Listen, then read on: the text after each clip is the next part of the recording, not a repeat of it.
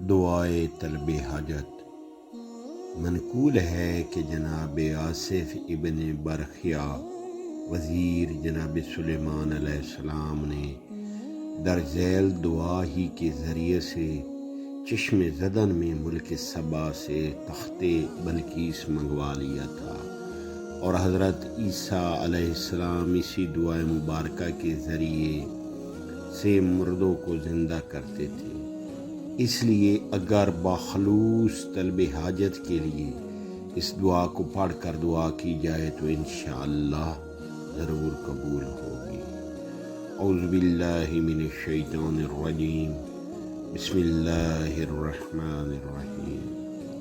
اللہم انی اسألک بانک انت اللہ لا الہ الا انت الحی القیوم مطہر المطہر نور السماوات والارضین عالم الغیب والشہادۃ الکبیر المتعال وعلمنا منان ذو الجلال والاکرام ان تصلی علی محمد وآل محمد وان تفعل بی کذا و کذا۔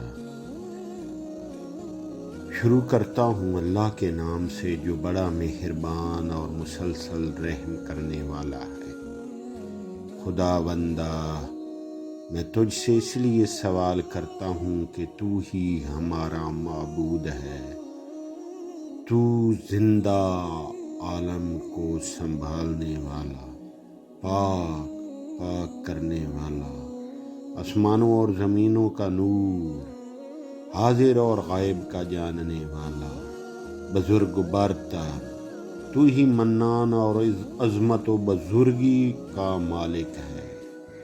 خدایا، محمد اور آل محمد علیہ السلام پر رحمت نازل فرما اور ہمارے مقاصد کو پورا فرما۔ اللہم صلی علی